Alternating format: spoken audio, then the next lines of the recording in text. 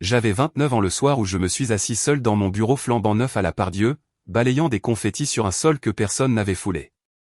L'endroit sentait encore la peinture fraîche et la moquette neuve. J'avais passé des mois obsédé par chaque détail, de la salle de conférence aux parois de verre à la machine à expresso dans la cuisine. C'était censé être le plus grand soir de ma vie, l'inauguration de mon entreprise, quelque chose pour lequel j'avais travaillé pendant près d'une décennie. Et pourtant, les chaises restaient vides. La nourriture que j'avais fait venir par un traiteur était intacte, à l'exception de l'assiette solitaire que j'ai mangée juste pour qu'elle ne soit pas gaspillée. Je m'appelle Julien, et d'aussi loin que je me souvienne, j'ai toujours été le responsable de ma famille. Celui qui maintenait la paix, qui se présentait à chaque anniversaire, qui prêtait de l'argent même si cela signifiait manger des nouilles pendant un mois. Mon jeune frère, Léo, a toujours été l'enfant chéri. Tout ce qu'il faisait, aussi imprudent soit-il, était en quelque sorte présenté comme ambitieux, charismatique, ou simplement, c'était juste Léo. Quand il a abandonné l'université de Lyon après 2 semestres pour se trouver, mes parents ont fièrement annoncé qu'il avait l'esprit d'entreprise. Quand il a enchaîné et quitté 3 emplois en un an, ils ont dit qu'il n'avait tout simplement pas encore trouvé sa passion. Pendant ce temps, j'ai tranquillement payé mes études moi-même, j'ai fait des doubles services dans un entrepôt à Vénissieux et j'ai vécu dans un studio qui pouvait à peine contenir un lit et un bureau. Chaque euro que j'économisais était consacré à ce rêve, créer ma propre entreprise. Pas un petit boulot à côté, pas un projet passion, mais une véritable entreprise légale et enregistrée, avec des employés et des bureaux, quelque chose qui durerait. Alors, quand j'ai enfin signé le bail et ouvert les portes, j'ai pensé que ma famille serait fière. J'ai envoyé des invitations numériques des semaines à l'avance, et j'en ai même imprimé quelques-unes en papier pour mes parents, car je savais qu'ils diraient qu'ils n'avaient jamais vu l'email. J'avais prévu du champagne, de la musique, un petit discours pour remercier tous ceux qui m'avaient soutenu. À 18h, je me tenais près de l'entrée dans mon seul et unique costume correct, attendant de voir le premier visage familier entrer.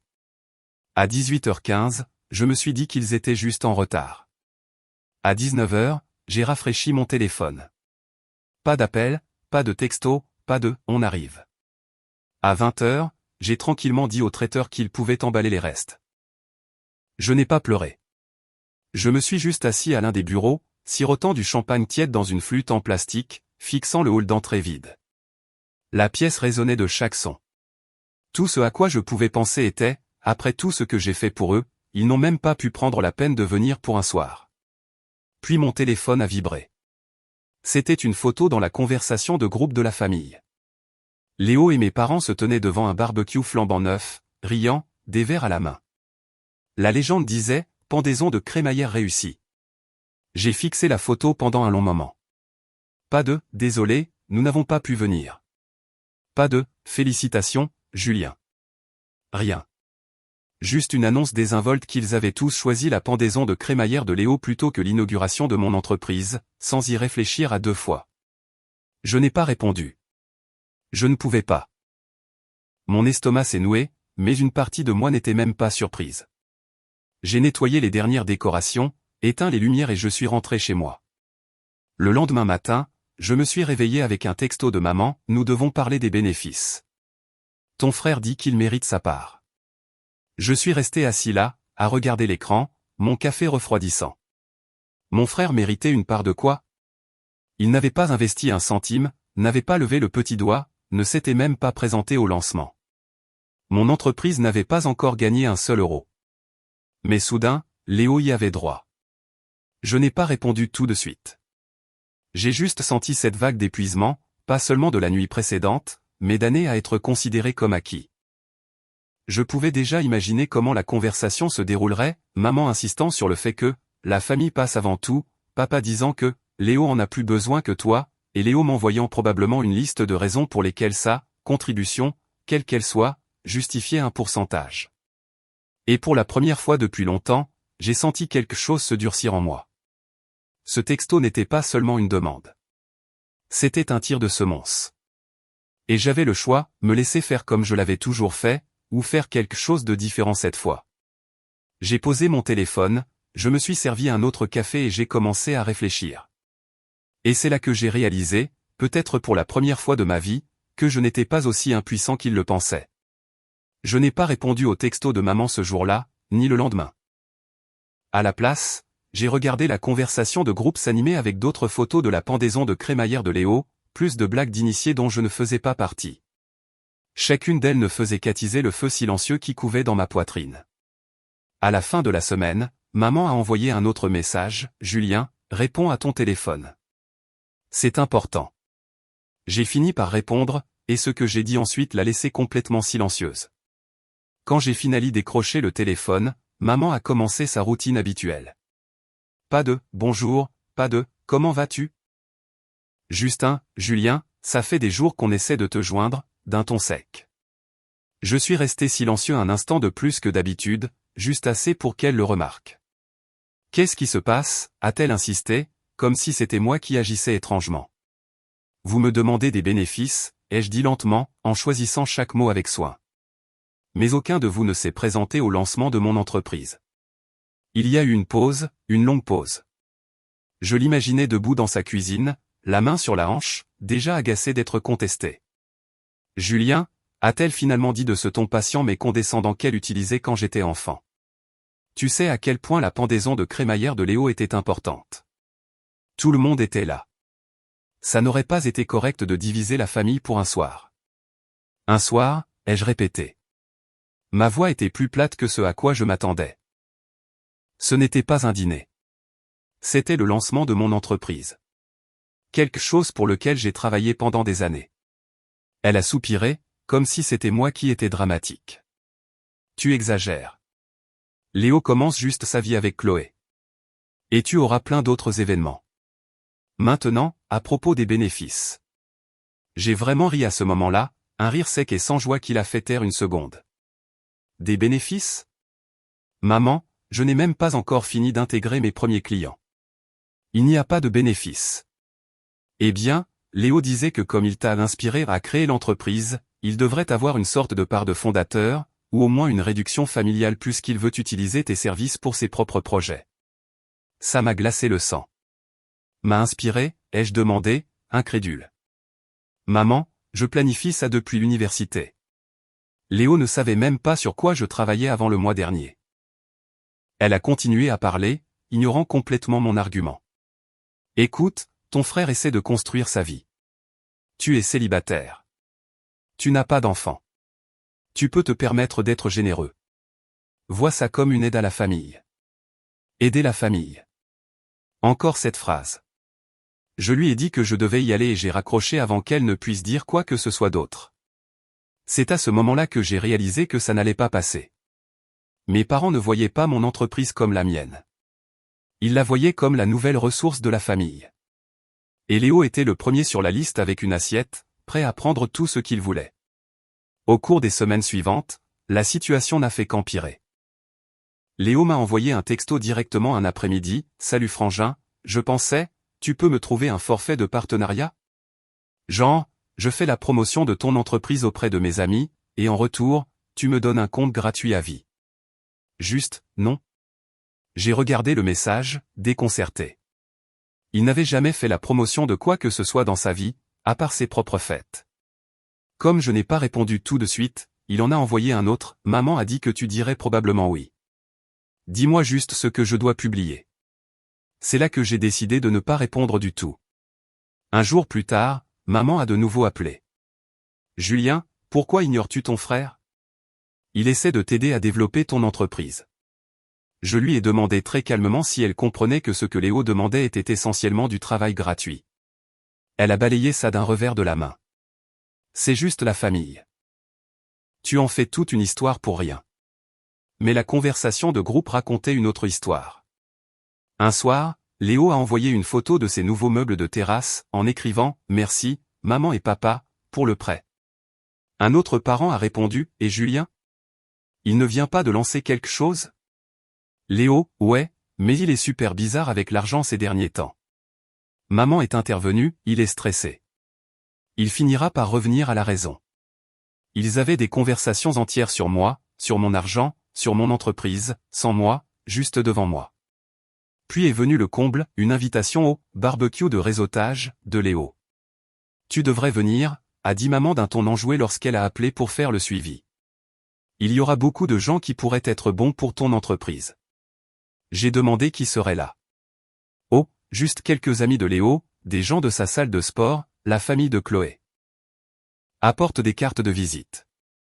J'ai failli rire. Ils avaient manqué mon inauguration, mais maintenant j'étais censé me présenter à la fête de Léo et supplier ses amis de me donner du travail. Je n'y suis pas allé. Et ce soir-là, ils ont envoyé une photo de groupe de toute la famille debout autour du barbecue, avec la légende, tellement amusant. Tu nous as manqué, Julien. Tu nous as manqué, m'a piqué plus que je ne l'aurais cru, comme si c'était ma faute de ne pas jouer le jeu de leur récit. La goutte d'eau qui a fait déborder le vase est arrivée 2 semaines plus tard. J'ai reçu un email de mon comptable disant que quelqu'un utilisant l'adresse email de ma mère s'était renseigné sur l'ajout d'un partenaire familial au compte bancaire de mon entreprise.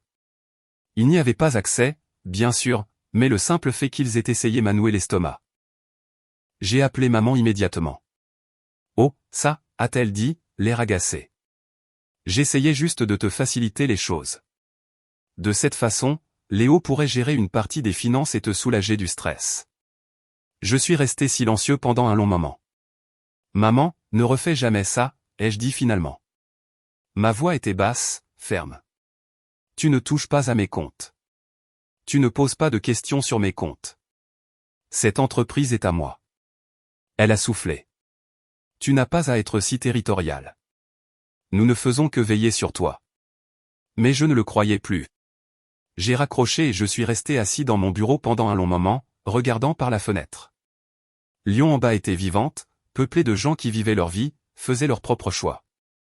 Et moi, j'étais là, à laisser ma famille me traiter comme un enfant. Pour la première fois, j'ai commencé à réfléchir sérieusement à ce que signifierait fixer des limites, de vraies limites.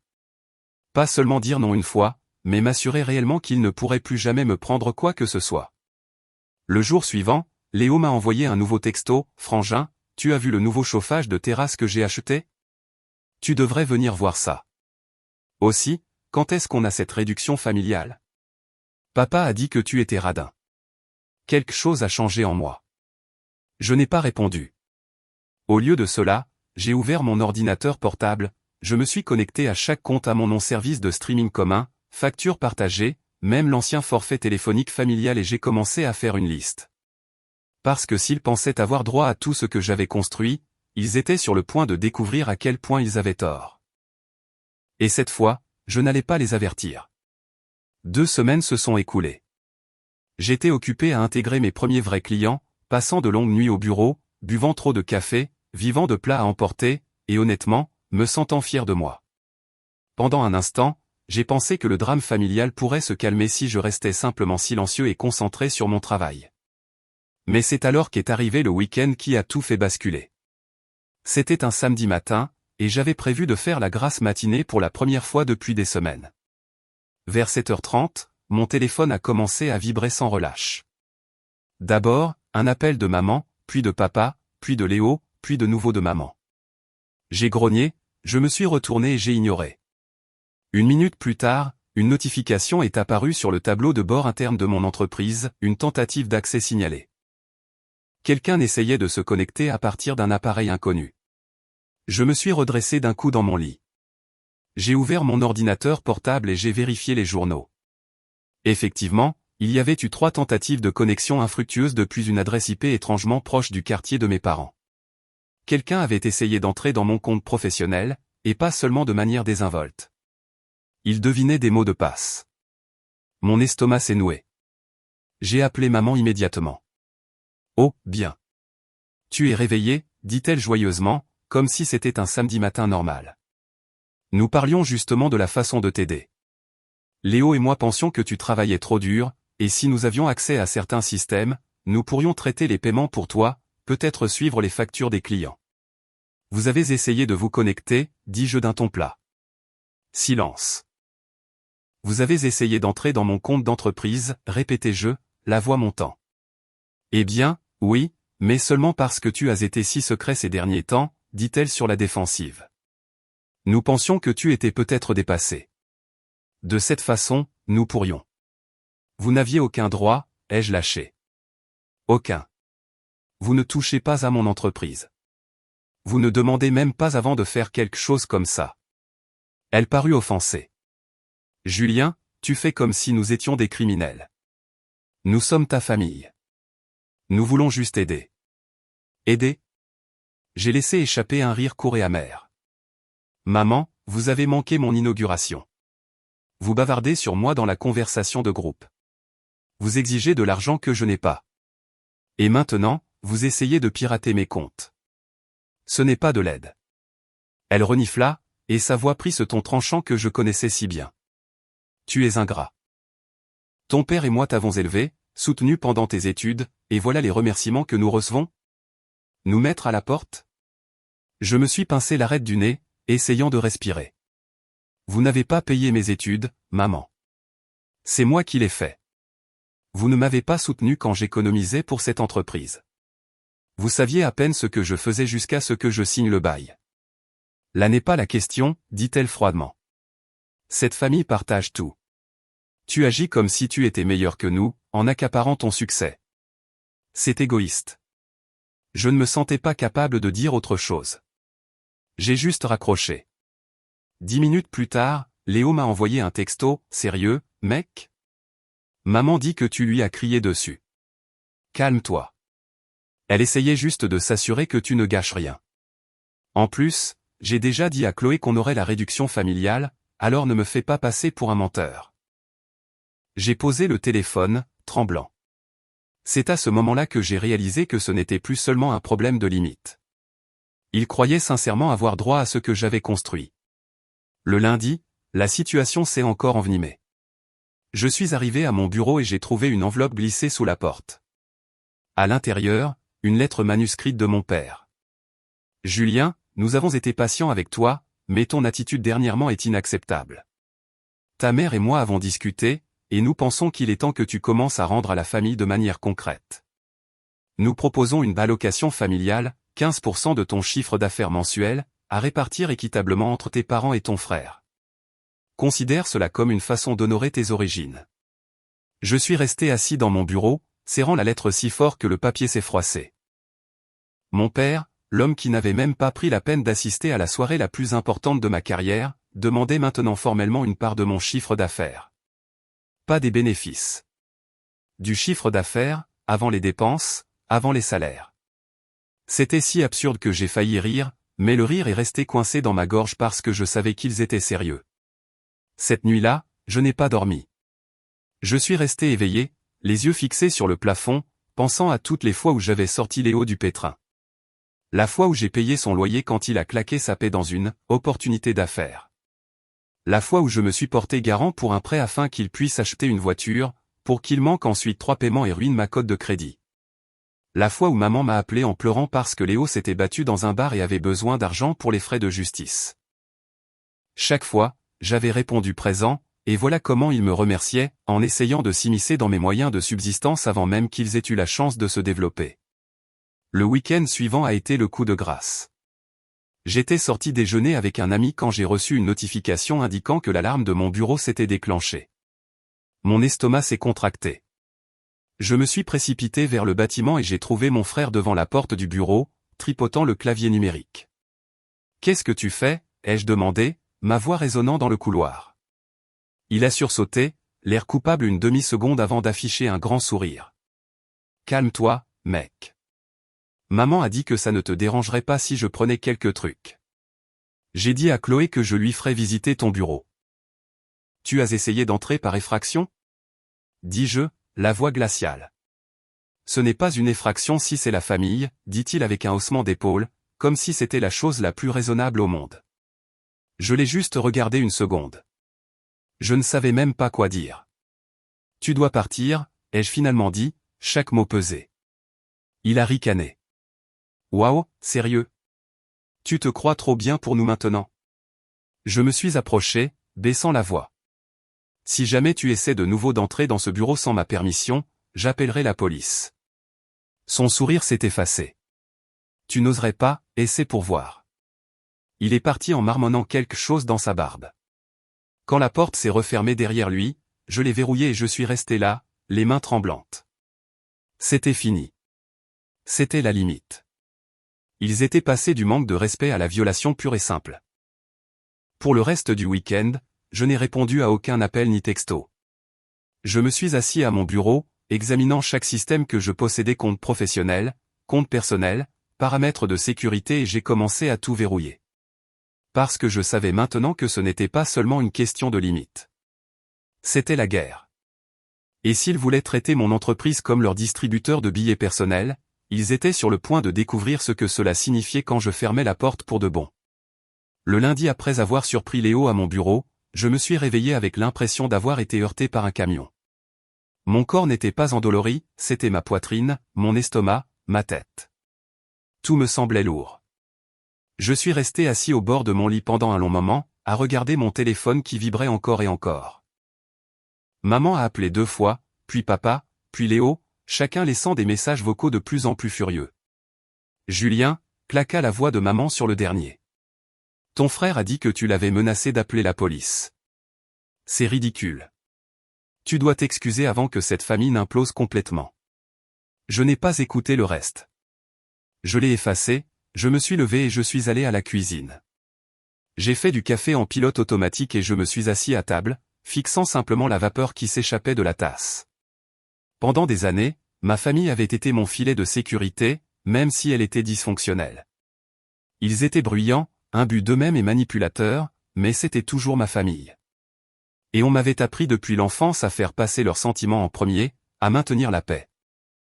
Mais maintenant, maintenir la paix me bouffait de l'intérieur. J'ai à peine remarqué quand des larmes ont commencé à couler sur mon visage. Pas de sanglots bruyants, juste des larmes silencieuses et chaudes qui brouillaient ma vision jusqu'à ce que je doive poser la tasse pour ne pas la renverser. Je ne pleurais pas souvent. Je m'étais entraîné à ne pas le faire. Mais ce matin-là, je me sentais vide, comme si toute l'énergie que j'avais investie dans la construction de ce rêve avait été aspirée par les personnes mêmes qui étaient censées le célébrer. J'ai prétexté être malade pour ne pas aller au bureau ce jour-là. Mon assistante m'a couvert pendant que je restais assis sur le canapé avec mon ordinateur portable, sans travailler, sans regarder la télévision, juste à fixer le vide. À un moment donné, j'ai ouvert la conversation de groupe de la famille, j'ai fait défiler jusqu'au début et j'ai relu des mois de messages. Chaque blague sarcastique à mes dépens. Chaque fois que Léo était loué pour avoir fait le strict minimum. Chaque fois que mes parents balayaient mes réussites comme si de rien n'était. Et en lisant, quelque chose a commencé à changer. Au début, ce n'était que de la colère, vive et amère. Mais sous la colère, il y avait cette douleur profonde. Je m'étais plié en 4 pour gagner leur approbation, pour les rendre fiers, et ce n'était jamais assez. À la fin de la journée, j'avais pris une décision. Je n'allais plus essayer. Les semaines suivantes furent brutales. J'ai commencé à éviter complètement les événements familiaux. Si maman appelait, je laissais sonner jusqu'à la messagerie vocale. Si papa envoyait un texto, je l'ignorais. Je travaillais plus tard, dormant parfois au bureau, juste pour ne pas avoir à les croiser. Mais le silence ne les a pas fait disparaître. Au contraire, ils ont redoublé d'efforts. Maman s'est présentée à mon appartement un après-midi, frappant à la porte comme si elle était chez elle. Quand j'ai entrouvert, elle a immédiatement commencé. Julien, c'est puéril. Tu ne peux pas continuer à nous exclure juste parce que tu es contrarié. Ton frère est blessé. Il essayait seulement d'aider. Essayer d'aider en entrant par effraction dans mon bureau, ai-je demandé, la voix lasse. Tu exagères, a-t-elle dit en agitant la main. Il voulait juste voir l'endroit. Tu devrais être flatté qu'il se soucie assez pour s'impliquer. Je l'ai regardé et, pour la première fois, je n'ai pas ressenti la culpabilité habituelle. Juste de la distance. Je suis occupé, ai-je dit, et j'ai fermé la porte avant qu'elle ne puisse répondre. Je me suis appuyé contre elle, le cœur battant, mais ressentant aussi quelque chose d'étrange, une lueur de soulagement. Le week-end suivant, j'ai manqué un grand dîner de famille qui était au calendrier depuis des mois. Maman m'a envoyé 20 textos d'affilée, allant des tentatives de culpabilisation, ta grand-mère a demandé de tes nouvelles, à la colère, tu nous mets dans l'embarras en ne venant pas, en passant par des menaces à peine voilées, si tu continues comme ça, ne t'attends pas à ce qu'on te soutienne quand les choses deviendront difficiles. Je n'ai répondu à aucun d'entre eux. Mais le silence avait un prix. Le travail est devenu plus difficile. J'étais tout le temps épuisé, mon esprit rejouant constamment des disputes qui n'avaient même pas encore eu lieu. J'ai arrêté de dormir toute la nuit. Je me réveillais à 3 heures du matin en sueur froide, pensant à Léo debout devant la porte de mon bureau, un sourire narquois aux lèvres comme si tout cela n'était qu'un jeu. J'étais irritable avec mes employés, bref avec mes amis, même maladroit pour les petites tâches. Une nuit, je suis resté au bureau jusqu'à l'aube, à faire des calculs, terrifié à l'idée de manquer quelque chose de crucial et de voir toute l'entreprise s'effondrer. Et ma famille se serait précipitée pour dire, tu vois, c'est pour ça que tu avais besoin de nous. Mais petit à petit, autre chose a commencé à se former sous toute cette peur et cette fatigue, la clarté. Un vendredi soir, je me suis assis dans mon bureau avec un bloc-notes et j'ai juste commencé à écrire. Pas des emails, pas des tâches de travail, juste une liste. J'ai noté chaque compte à mon nom auquel ma famille pouvait avoir accès. Chaque facture partagée, chaque service de streaming, chaque ancien compte où Léo ou mes parents étaient encore listés comme utilisateurs secondaires. Puis j'ai noté toutes les façons dont ils pourraient potentiellement interférer avec mon entreprise, de la tentative d'accès au compte à l'appel de fournisseurs en passant par des visites inopinées. Ce n'était pas juste une liste de choses à faire, c'était un plan d'action. Parce que j'ai réalisé que si je ne prenais pas le contrôle maintenant, cela ne s'arrêterait jamais. J'ai passé tout le week-end à mettre cette liste en œuvre. J'ai appelé ma banque et ajouté des mesures de sécurité supplémentaires. J'ai mis en place l'authentification à 2 facteurs sur chaque plateforme. J'ai déplacé mes économies personnelles sur un nouveau compte dans une autre banque. J'ai parlé à mon avocat de la manière de verrouiller les documents de l'entreprise afin que personne ne puisse apporter de modifications sans mon consentement. Chaque étape me faisait sentir un peu plus léger.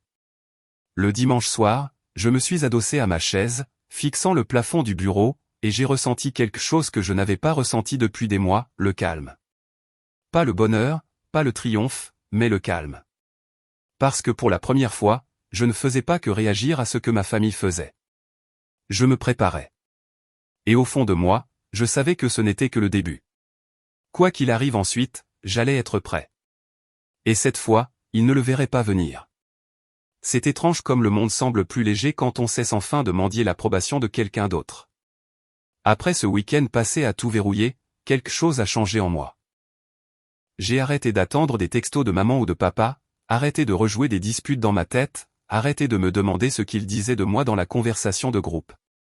Au lieu de cela, j'ai commencé à me concentrer sur ce que je pouvais contrôler et ce que je pouvais construire. Le lundi suivant, je suis arrivé au bureau avant le lever du soleil. La ville était calme, se réveillant encore, et pour la première fois depuis des mois, j'étais excité d'être là. J'ai préparé une nouvelle cafetière, je me suis assis avec mon carnet et j'ai planifié les 3 prochains mois de croissance de l'entreprise. Mes premiers clients étaient petits, mais le bouche-à-oreille se propageait. Une recommandation en a entraîné une autre, et bientôt j'avais des réunions prévues avec de plus gros acteurs, le genre de contrat qui pourrait stabiliser les finances de l'entreprise pour une année entière. Et sans le bruit de fond constant de ma famille qui me tirait vers le bas, j'étais plus vif, plus concentré. Un par un, les contrats ont commencé à se conclure. Je me souviens du premier client majeur que j'ai décroché, une entreprise de taille moyenne qui cherchait depuis des mois. Après notre dernière réunion de présentation, le PDG m'a serré la main et a dit « Julien, on voit clairement que vous vous souciez de ce que vous construisez. C'est pourquoi nous vous choisissons. » Je suis sorti de cette réunion en souriant comme un idiot. Quand le contrat est arrivé, je suis resté tard au bureau ce soir-là juste pour refaire les calculs 2 fois, m'assurant que c'était réel. Quand j'ai enfin vu les projections de chiffre d'affaires, je me suis adossé à ma chaise et j'ai juste fixé le plafond, un sourire se dessinant sur mon visage. Ce n'était plus de la survie. C'était de la croissance. Et avec la croissance sont venues les options. Les semaines suivantes, j'ai investi dans de meilleurs équipements pour le bureau, j'ai embauché un assistant à temps partiel pour gérer le travail administratif, et j'ai même fait appel à un consultant pour aider à rationaliser les opérations. Chaque amélioration rendait l'entreprise plus fluide, libérant plus de mon temps pour me concentrer sur la stratégie. C'était bien, mieux que bien, de voir quelque chose dans lequel j'avais investi des années d'efforts enfin prospérer. Mais la meilleure partie n'était pas l'argent ou le succès. C'était la confiance. J'ai arrêté de me sentir petit quand mon téléphone vibrait avec un message de maman ou de Léo. J'ai arrêté de redouter de les croiser à l'épicerie. En fait, j'ai commencé à les ignorer complètement. Un après-midi, maman m'a laissé un long message vocal plein de soupirs et de pauses dramatiques. « Julien, cela a assez duré. Ton frère est blessé. Ton père et moi sommes blessés. Nous voulons juste nous asseoir et trouver un moyen de travailler ensemble. La famille est censée partager. Je ne l'ai pas rappelé. Au lieu de cela, j'ai écouté le message 2 fois, l'ai calmement supprimé et suis retourné directement à l'examen d'un nouveau contrat qui valait plus que mes 3 premiers clients réunis. Et puis quelque chose d'intéressant s'est produit. Léo m'a envoyé un texto, pas avec des exigences cette fois, mais avec une question, « Salut frangin, tu connais quelqu'un qui embauche ?»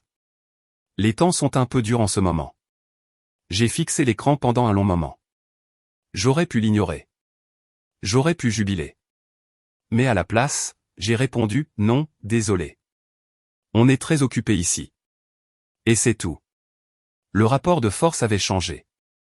Je n'avais pas besoin de crier ou de me disputer. Je n'avais pas besoin de m'expliquer. Pour la première fois de ma vie, j'avais la liberté de simplement ne pas m'engager. Et ce silence les rendait fous. Les textos ont commencé à arriver plus fréquemment. Léo a demandé si je pouvais lui prêter de l'argent pour payer le loyer. Maman a demandé si je pouvais payer un voyage en famille qu'ils avaient déjà réservé car ils étaient un peu à court en ce moment. Papa m'a laissé un message disant qu'il avait entendu parler de mes nouveaux clients et qu'il était juste que je partage un peu de ce succès. Je n'ai répondu à rien de tout cela. Au lieu de cela, j'ai continué à grandir. En quelques mois, j'avais doublé mon chiffre d'affaires. J'ai déménagé l'entreprise dans un bureau légèrement plus grand avec plus de lumière naturelle et de la place pour s'agrandir. J'ai acheté de nouveaux meubles, mis à jour nos logiciels, et j'ai même embauché un chef de projet junior pour me décharger d'une partie du travail. Pour la première fois, je me sentais comme un vrai PDG. Et c'est là que j'ai commencé à penser à la phase suivante, non seulement survivre, non seulement grandir, mais utiliser ma position pour me protéger de manière permanente. J'ai créé une société holding distincte pour mes actifs, j'y ai transféré ma propriété intellectuelle, et j'ai arrangé les choses de sorte que si quelqu'un essayait un jour d'interférer légalement, il devrait passer par plusieurs couches juste pour comprendre ce que je possédais. J'ai également mis à jour mon testament, quelque chose auquel la plupart des gens de mon âge ne pensent même pas, en m'assurant que tout était verrouillé et hors de portée de quiconque pourrait essayer d'en réclamer une part pour le bien de la famille. Chaque étape me rendait plus fort, plus calme et plus en contrôle. Mais l'ironie, c'est que plus je prenais mes distances, plus ma famille se faisait entendre.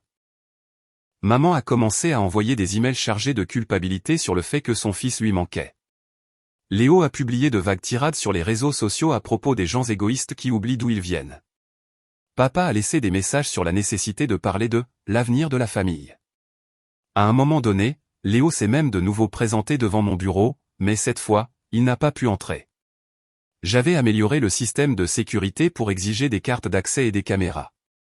Je l'ai observé sur l'écran faisant les 100 pas, frappant 1 ou 2 fois, puis partant finalement. Lorsque l'alerte est apparue sur mon téléphone indiquant que le système avait enregistré des images, je les ai sauvegardées, au cas où. Parce qu'aussi fier que je sois du chemin parcouru, je savais une chose avec certitude, ils n'avaient pas fini. Ils essaieraient à nouveau. Et quand ils le feraient, je n'allais pas rester là à encaisser. J'allais être prêt, non seulement à protéger ce que j'avais construit, mais aussi à leur faire comprendre une fois pour toutes qu'ils ne pouvaient plus me traiter de la sorte. Et pour la première fois, j'ai ressenti une étrange sorte d'anticipation, car je ne faisais plus que survivre à leurs attaques. J'attendais qu'ils fassent leur prochain coup pour pouvoir enfin jouer le mien.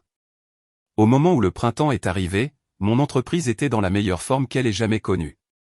J'avais une équipe petite mais fidèle, des contrats récurrents avec plusieurs entreprises de taille moyenne, et suffisamment de trésorerie pour ne pas avoir à réfléchir à 2 fois à la paix. L'entreprise ne semblait plus fragile. Elle semblait stable, et cette stabilité m'a donné l'espace mental pour voir la situation dans son ensemble. Je ne construisais plus seulement une entreprise, je construisais un bouclier. Un vendredi après-midi, j'examinais des documents avec mon avocat, signant quelques protections finales pour la société holding, quand il m'a demandé nonchalamment, « Vous avez mentionné des conflits familiaux la dernière fois que nous nous sommes vus. Voulez-vous toujours inclure une clause leur interdisant d'avoir un jour un pouvoir financier sur l'entreprise ?» Oui, ai-je dit sans hésitation. Il a hoché la tête, ajoutant une note au document. Bonne décision. Vous seriez surpris du nombre de conflits que nous voyons quand une entreprise commence à bien marcher. Les familles peuvent être compliquées. J'ai failli rire. Compliqué était un euphémisme. Après la réunion, j'ai décidé de faire une longue promenade dans la ville. Le temps était chaud, et pour la première fois depuis un moment, je me suis permis de ralentir et de réfléchir. C'est alors que j'ai remarqué quelque chose d'étrange. Je n'avais pas eu de nouvelles de ma famille depuis près de 2 semaines. Pas de textos, pas de messages vocaux, pas de visite surprise. Au début, j'ai pensé qu'ils avaient peut-être enfin lâché l'affaire, mais j'ai ensuite reçu un appel d'une connaissance commune, un ami de la famille qui possédait un petit cabinet comptable. « Julien, je voulais juste que tu saches, dit-il en baissant la voix. Ton frère est passé à mon bureau la semaine dernière pour poser des questions sur la création d'un partenariat commercial, et il a mentionné le nom de ton entreprise. » Je me suis arrêté net. « Qu'a-t-il dit, exactement ? » Il a dit que tu le ferais probablement bientôt partenaire, mais qu'il voulait prendre de l'avance sur la paperasse pour que ça ne prenne pas trop de temps. Il avait l'air assez confiant. Je l'ai remercié pour l'avertissement, j'ai raccroché, et je suis resté là sur le trottoir pendant 1 minute, laissant la colère m'envahir. Léo préparait quelque chose, et si je connaissais mon frère, ce n'allait pas être anodin. Ce week-end-là, j'ai finalement rouvert la conversation de groupe. Pas pour répondre, juste pour observer. Et bien sûr, c'était là. Maman, nous pensons organiser une réunion de famille le week-end prochain pour discuter de quelques opportunités excitantes. Léo, ouais, j'ai hâte de partager ce sur quoi j'ai travaillé. Papa, Julien, tu devrais vraiment être là. Ça pourrait être énorme pour nous tous. J'ai posé le téléphone et j'ai senti quelque chose changer en moi. Pendant des mois, j'avais été sur la défensive les bloquant, verrouillant les choses, essayant de les empêcher d'interférer. Mais maintenant j'avais un avantage. Car voici la vérité, mon entreprise n'était plus une start-up fragile. Elle était rentable, sécurisée, et grâce à la restructuration, j'étais le seul à avoir l'autorité légale de prendre des décisions à son sujet. Même si Léo se présentait demain dans un cabinet d'avocats en prétendant avoir droit à une part, il ne pourrait rien faire. Et le meilleur dans tout ça ? Il ne le savait pas encore. Ce soir-là, je me suis assis à mon bureau avec un bloc-notes et j'ai commencé à écrire. Pas seulement des notes cette fois-ci, des plans. J'ai listé chaque point de contact que j'avais encore avec ma famille, chaque compte dont ils pouvaient bénéficier, chaque petit lien qu'ils avaient encore avec ma vie. Puis j'ai listé les moyens de couper chacun d'eux lentement, stratégiquement, sans avertissement. J'ai aussi commencé à regarder mon entreprise sous un nouvel angle, non plus seulement comme mon gagne-pain, mais comme ma forteresse. Que faudrait-il pour la rendre complètement inattaquable ? J'ai de nouveau amélioré le système de sécurité, cette fois avec un accès biométrique. J'ai demandé à mon avocat de rédiger un document excluant formellement tout membre de la famille de jamais se voir accorder des actions ou des droits de vote. J'ai même parlé à un contact en relations publiques de ce qui se passerait si quelqu'un essayait d'entraîner mon entreprise dans un conflit public et comment nous pourrions anticiper l'histoire. Pièce par pièce, je construisais un environnement où ma famille ne pouvait pas m'atteindre. Et puis quelque chose d'inattendu s'est produit qui m'a donné le dernier levier que je ne savais même pas avoir besoin. Un de mes nouveaux clients était un promoteur immobilier le même qui, il s'est avéré, négociait avec mon frère pour un contrat de rénovation. Au cours d'une réunion, le promoteur a mentionné nonchalamment le nom de Léo, demandant si nous étions parents. J'ai gardé un visage neutre et j'ai hoché la tête. Drôle de type, a dit le promoteur avec un petit rire. Il essaie de nous faire avancer de l'argent pour le travail avant de livrer. Il a dit qu'il était solvable parce que son entreprise familiale marche si bien. Mes sourcils se sont haussés. Entreprise familiale ? Ouais. Il a dit que son frère possède une entreprise qui pourrait le soutenir si besoin. Je ne l'ai pas corrigé. J'ai juste souri légèrement et pris une note mentale. Parce que maintenant, j'avais quelque chose que mon frère ne réalisait pas que j'avais, de l'influence. Une influence discrète, subtile. Le genre qui ne nécessitait pas de crier ou de se battre. Juste un mot bien placé ici et là pour s'assurer que la vérité éclate au moment opportun. Au moment où la réunion de famille a eu lieu, j'étais prêt. Pas seulement émotionnellement, mais stratégiquement. J'avais toute la documentation prouvant ma propriété exclusive. J'avais des sauvegardes de chaque journal de sécurité montrant leurs tentatives d'interférence. J'avais les rapports financiers qui montraient exactement combien de travail j'avais accompli pour faire réussir cette entreprise. Et surtout, j'avais la clarté calme de savoir que quoi qu'ils essaient ensuite, je pouvais le gérer. La nuit avant la réunion, je suis resté assis dans mon bureau longtemps après que tout le monde soit parti, regardant l'espace que j'avais construit à partir de rien, les sols en béton poli, le léger bourdonnement du rack de serveur dans le coin, la faible lueur des lumières de la ville à l'extérieur. C'était à moi, et demain, ils allaient apprendre cette leçon d'une manière ou d'une autre. Je me suis adossé à ma chaise, un lent sourire s'étalant sur mon visage. Parce que la mise en place était terminée. Il ne restait plus qu'à les laisser faire leur coup, puis à jouer le mien. La réunion de famille était prévue pour le dimanche après-midi chez mes parents, la même maison où j'avais passé d'innombrables vacances assis à la table des enfants pendant que Léo tenait le premier rôle. Cette fois, je ne me sentais pas comme un enfant entrant en territoire ennemi. Je suis arrivé à l'heure, en costume, calme et serein. Quand maman a ouvert la porte, ses sourcils se sont levés. « Eh bien, tu es bien élégant, dit-elle, mi-amusée, mi-méfiante. »« C'est une réunion d'affaires, dis-je d'un ton égal en entrant. Léo était déjà à la table de la salle à manger, adossé à sa chaise avec un petit sourire suffisant. Papa était assis en bout de table, l'air sérieux, comme s'il présidait quelque chose d'officiel. « Content que tu aies pu venir, dit papa. Asseyons-nous et parlons comme des adultes. » Je pris place en face de Léo, qui se lança immédiatement dans sa présentation. « Alors, voilà le topo, dit-il en étalant quelques papiers comme si c'était sa salle de conseil.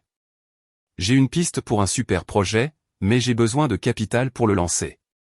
Une fois que ça décollera, toute la famille en profitera. Comme ton entreprise marche bien, on s'est dit que tu pourrais avancer l'investissement.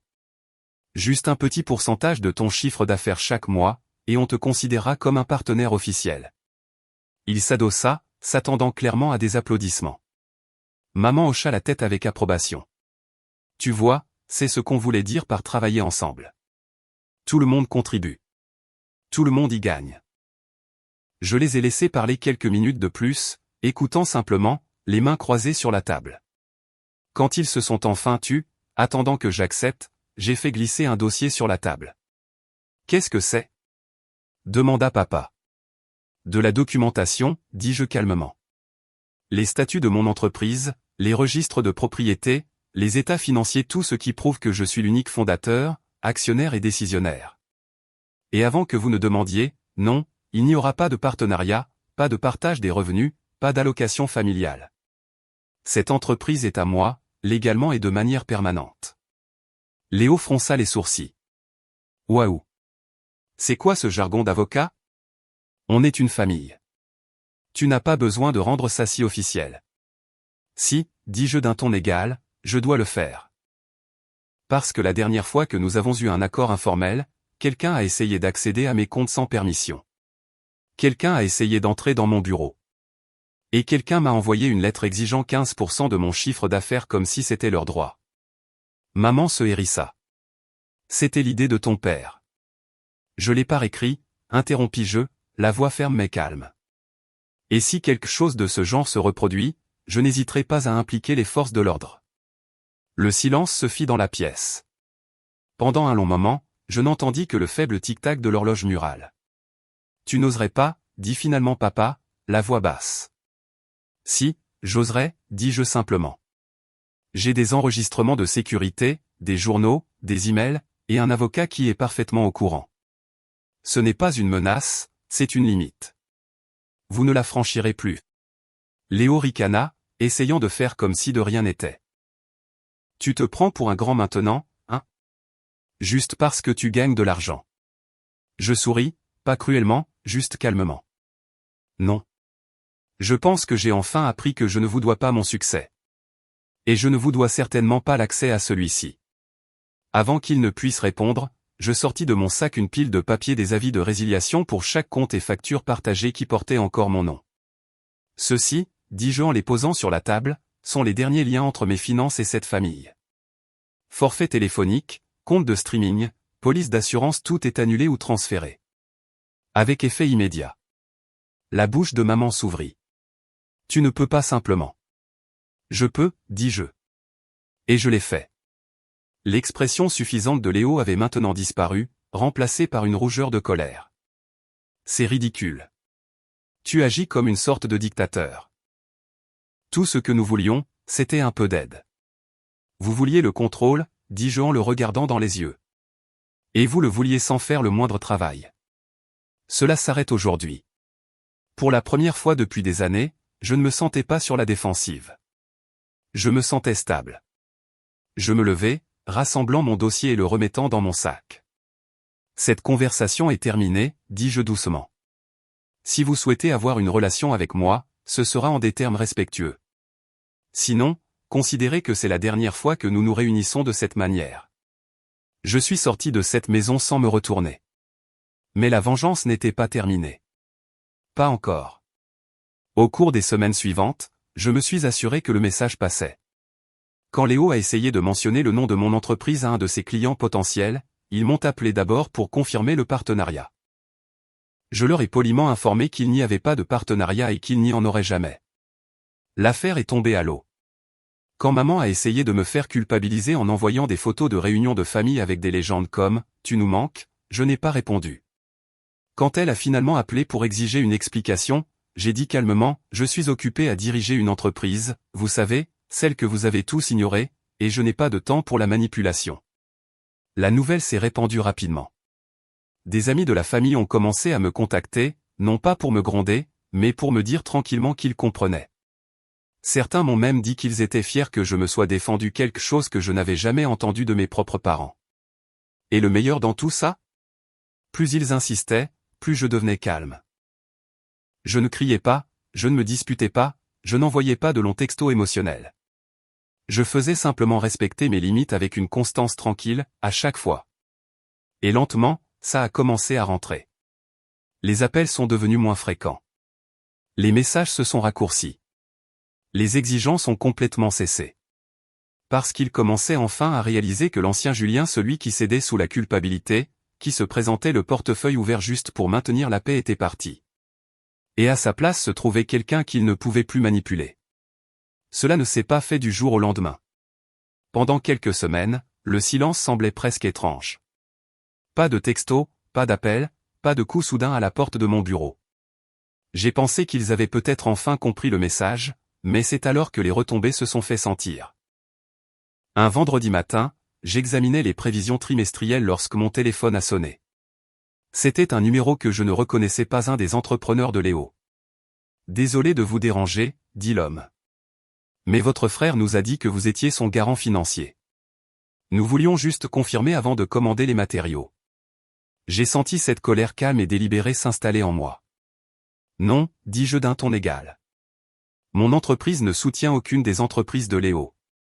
Veuillez vous assurer d'obtenir tout par écrit de sa part avant de commencer le travail. » L'homme m'a remercié, l'air à la fois surpris et soulagé. Il était clair qu'il s'était déjà fait avoir. Plus tard dans la journée, Léo m'a appelé, furieux. « Tu viens de me faire perdre un contrat », a-t-il crié dès que j'ai répondu. « Non, Léo », dis-je en gardant ma voix calme. « Tu t'es fait perdre un contrat en mentant sur l'implication de mon entreprise. Tu es un vrai con », a-t-il lâché. « Tu sais comme c'est dur ici ? Tu aurais pu juste dire oui et m'aider. » Je ne récompense pas la malhonnêteté, dis-je simplement avant de raccrocher. Ce fut le début de l'effondrement. En un mois, j'ai appris par une connaissance commune que Léo avait perdu 2 autres clients. Le mot s'était répandu qu'il n'était pas fiable, qu'il promettait un soutien financier qu'il n'avait pas réellement. Pendant ce temps, mon entreprise continuait de croître. J'ai signé 2 nouveaux contrats majeurs et embauché un autre membre de l'équipe. Nous avons déménagé dans un bureau plus grand, avec un étage entier pour nous seuls. Et puis est arrivé le barbecue familial, le premier auquel j'étais invité depuis des mois. Maman m'a appelé personnellement. « Julien », dit-elle, son ton inhabituellement doux. « Nous aimerions vraiment que tu viennes. Les choses ont été tendues. Ton père et moi voulons parler. » J'ai hésité à dire non, mais quelque chose en moi savait que c'était le moment. Quand je suis arrivé, l'atmosphère était tendue. Léo était assis à la table de pique-nique, maussade, picorant dans son assiette. Papa avait l'air fatigué. Maman avait l'air d'avoir répété un discours. « Julien », commença-t-elle. « Nous voulons juste mettre tout ça derrière nous. La famille est plus importante que l'argent. » J'ai failli rire, mais j'ai gardé une expression calme. « C'est drôle, » dis-je, « parce que l'argent était la seule chose que vous vouliez de moi pendant des mois. » Maman a tressailli. « Ce n'est pas juste. »« C'est tout à fait juste, » dis-je doucement. « Vous avez manqué la soirée la plus importante de ma vie pour aller à une pendaison de crémaillère. Vous avez essayé d'accéder à mes comptes. Vous avez exigé un pourcentage de mon chiffre d'affaires avant même que j'aie atteint le seuil de rentabilité. Et quand j'ai dit non, vous avez essayé de me culpabiliser pour que je vous donne quand même l'accès. Papa soupira. Nous avons fait des erreurs, mais tu peux sûrement pardonner. Je peux, dis-je en le coupant. Mais le pardon ne signifie pas oublier, et cela ne signifie pas vous laisser continuer à prendre. Léo a finalement pris la parole, la voix tranchante. Tu te crois meilleur que nous maintenant, juste parce que tu as de l'argent. Je me suis tourné vers lui, calme comme toujours. Non, Léo. Je pense que j'ai simplement arrêté de te laisser m'utiliser comme ton plan de secours, et ça ne te plaît pas, il n'a pas répondu. Je me suis alors levé, prenant mon temps, laissant le silence s'étirer. Voici la vérité, dis-je en les regardant chacun leur tour. J'ai construit cette entreprise à partir de rien. J'ai sacrifié des années de ma vie pour elle. Et non seulement vous n'avez pas réussi à me soutenir, mais vous avez activement essayé de me prendre ce qui était à moi. Cela s'arrête maintenant. Nous ne ferons pas d'affaires ensemble. Nous ne partagerons pas de compte. Si vous voulez une relation avec moi, ce sera en tant que famille, pas en tant qu'actionnaire. J'ai commencé à marcher vers le portail, puis je me suis arrêté, me retournant une dernière fois. Et si jamais vous essayez de franchir à nouveau cette ligne pour accéder à mes comptes, à mon bureau ou à mon entreprise, je vous traiterai de la même manière que je traiterai n'importe quel autre intrus. Leur visage était un mélange de choc et de colère, mais personne n'a dit un mot. Je suis parti sans un autre regard. En rentrant chez moi, j'ai ressenti quelque chose que je n'avais pas ressenti depuis des mois, la paix. Pas la paix fragile et silencieuse à laquelle je m'accrochais autrefois, mais quelque chose de solide. Ce soir-là, je me suis assis dans mon nouveau bureau, contemplant la ligne d'horizon de Lyon. Mon équipe était partie depuis des heures. L'endroit était silencieux, à l'exception du léger bourdonnement des serveurs. J'ai pensé à toutes les fois où je m'étais plié en quatre pour ma famille, toutes les fois où j'avais sacrifié mes propres objectifs pour les rendre heureux. Et j'ai souri. Parce que maintenant, enfin, ils comprenaient. Le lendemain matin, je me suis réveillé avec un texto de maman. Nous respecterons tes souhaits. Nous espérons juste qu'un jour tu reviendras dans la famille. Je n'ai pas répondu. À la place, j'ai pris une photo du bureau, les sols polis, les bureaux propres, le nom de mon entreprise brillant sur le mur et je l'ai envoyé dans la conversation de groupe avec un seul message, vous avez eu votre chance de faire partie de ça. Cette chance est passée. Puis j'ai mis la conversation en sourdine pour de bon. Je me suis adossé à ma chaise, j'ai fermé mon ordinateur portable et j'ai laissé échapper un long soupir. Pour la première fois de ma vie, je n'avais pas l'impression d'être à l'extérieur de la famille, regardant à l'intérieur. J'avais l'impression d'avoir construit une vie et un avenir entièrement à moi. Et cette fois, personne ne pouvait me les enlever.